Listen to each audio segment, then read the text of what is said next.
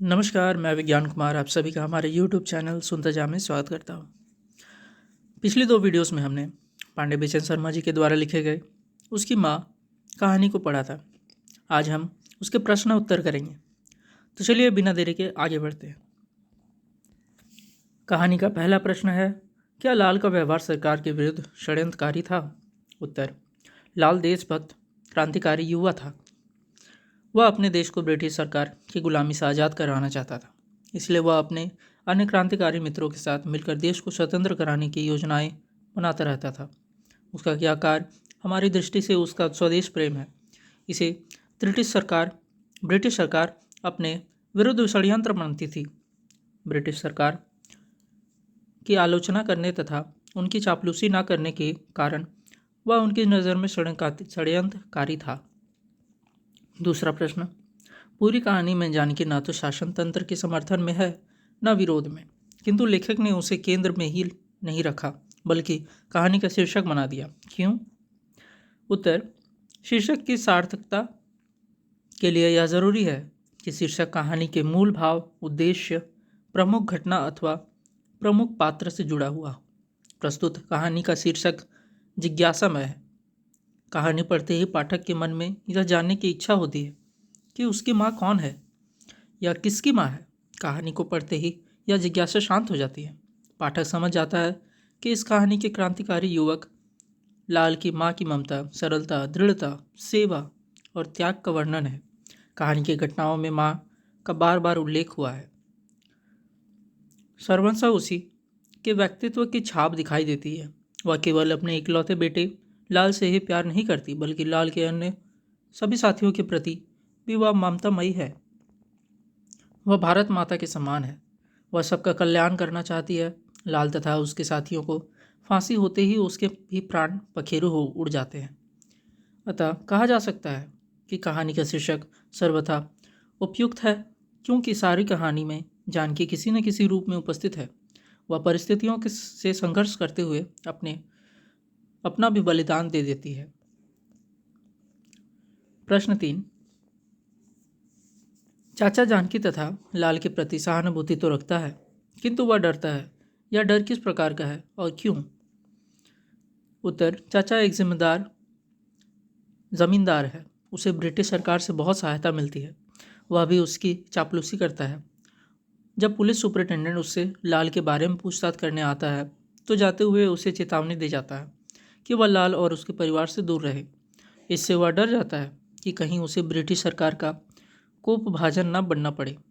इसी डर से वह चाहते हुए भी लाल तथा उसके परिवार की कोई सहायता नहीं कर पाता। चौथा प्रश्न, इस कहानी में दो तरह की मानसिकता का संघर्ष, एक का प्रतिनिधित्व लाल करता है और दूसरे का उसके चाचा।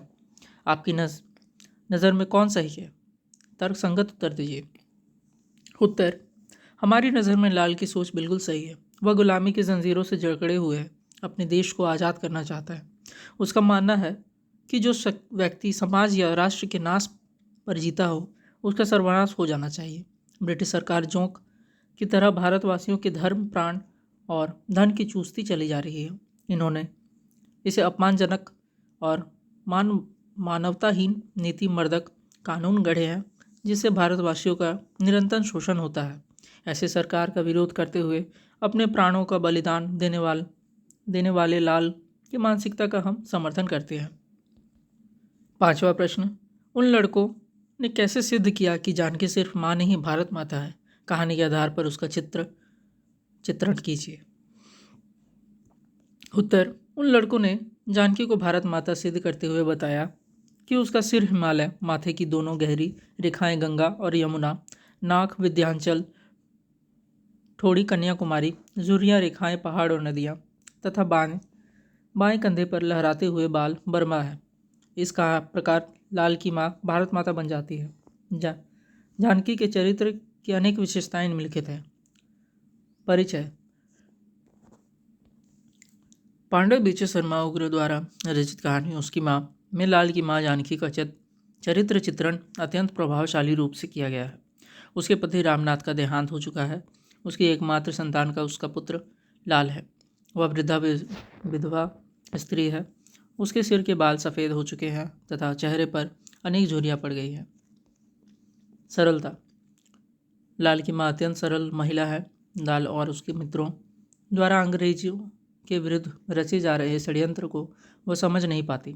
जमींदार द्वारा लाल और उसके मित्रों की शिकायत करने पर भी वह उन्हें निर्दोष मानती है, इसलिए जमींदार को कहती है कि वह ही बच्चों को समझा दे। उसके पुत्र तथा पुत्र के मित्रों पर जब मुकदमा चलता है तो वह अपनी सरलता के कारण ही अंग्रेज सरकार को न्याय समझकर बच्चों की रिहाई के प्रति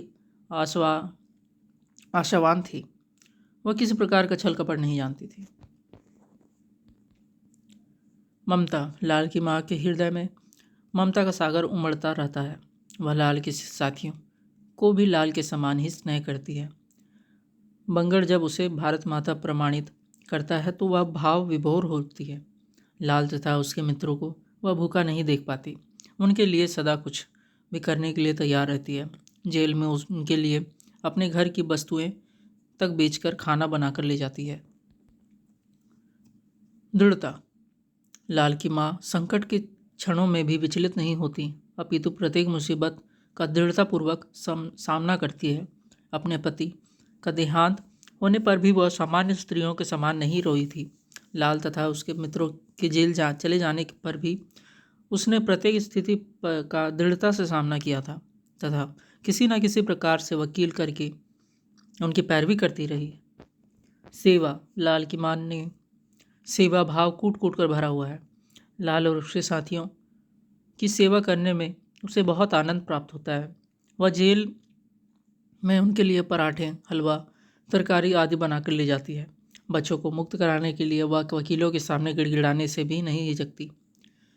उसने उन्हें जेल से छुड़ाने के लिए बहुत प्रयास किए थे। इस प्रकार स्पष्ट है कि लाल की माँ एक ऐसी असाधारण नारी है जो अपनी सरलता, ममता, दृढ़ता एवं सेवा भाव से पाठक को सहज ही अपनी ओर आकर्षित कर लेती है। छठा प्रश्न। विद्रोही की माँ से संबंध रखकर कौन अपनी गर्दन मुसीबत में झालता? इस कथन के आधार पर उस शासन तंत्र और समाज व्यवस्था पर प्रकाश डालिए।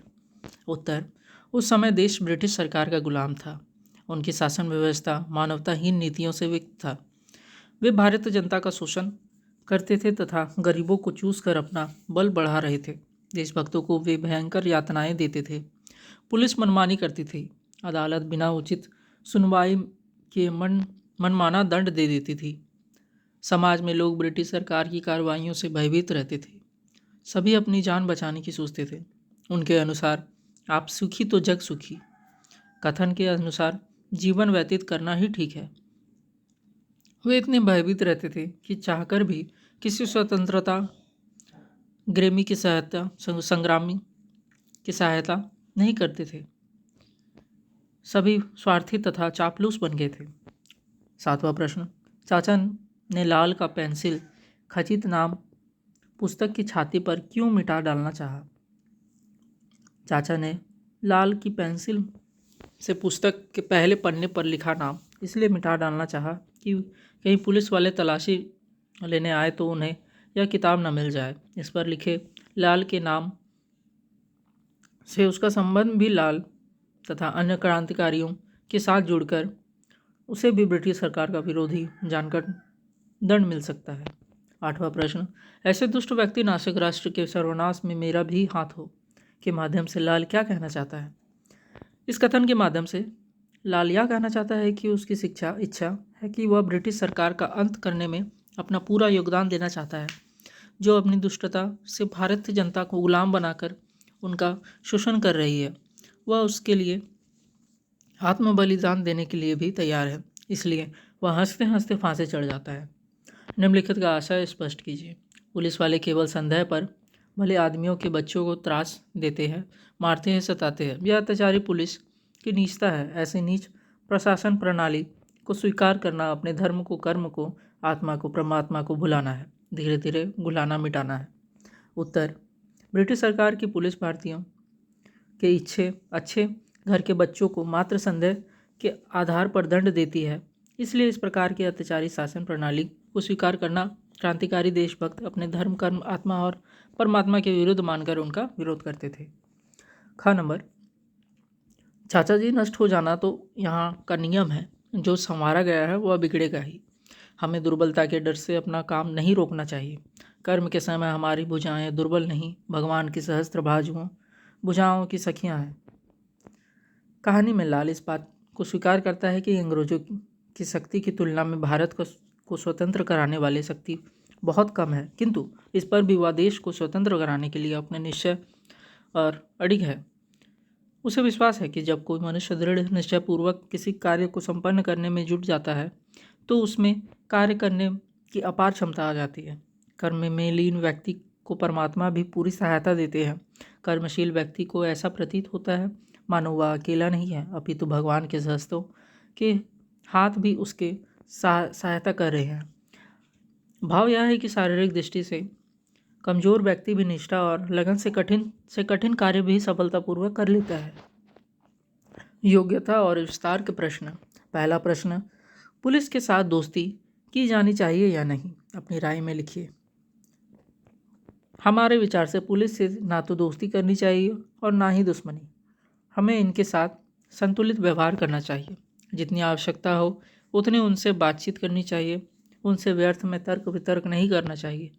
पुलिस वालों से अधिक घुलना मिलना भी नहीं चाहिए। कई बार हम अनचाहे ही कुछ ऐसे कह या कर जाते हैं उसका वे नाजायज़ लाभ उठा सकते हैं। इसलिए पुलिस वालों से केवल उतना ही व्यवहार रखना चाहिए जिससे ना तो अपनी हानि हो और ना ही वे हमें कोई हानि पहुंचा सके। वे भी प्रसन्न रहें और हम भी सामान्य जीवन जी सकें। दूसरा प्रश्न, लाल और उसके साथियों से आपको क्या प्रेरणा मिलती है?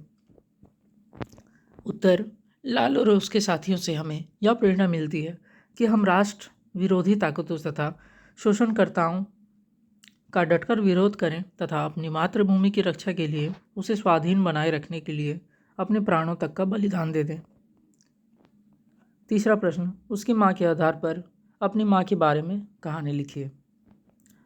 मेरी माँ सबसे प्यारी तथा सबसे न्यारी है। वह सुबह कब उठ जाती है मुझे पता नहीं चलता। उसके कोमल हाथ मुझे सहलाते हुए उठाते हैं और मैं नाटक करते हुए ना उठने का बहाना किया करता हूँ। उनका प्यार मुझे हर कदम पर उत्साहित करता है। वे मेरी माँ के साथ साथ सबसे प्यारी सखी भी है। मेरे मन की सब बातें उन्हें बिना मेरे कहे तय जान जाती हैं। वे मेरी शिक्षिका, पथ प्रदर्शिका और न जाने क्या क्या है। वे मेरे सुख दुख का घड़ियों में मेरे सबसे नज़दीक हैं। मुझे अपनी माँ पर गर्व है। और इसी के साथ हमने अध्याय 7 की प्रश्नावली को हल किया। आशा है हमारी वीडियोस आपको पसंद आती होंगी, तो उसे लाइक करें और हमारे चैनल को सब्सक्राइब करें और कक्षा 11वीं छात्र छात्राओं के साथ शेयर करें। आज के लिए इतना ही। धन्यवाद।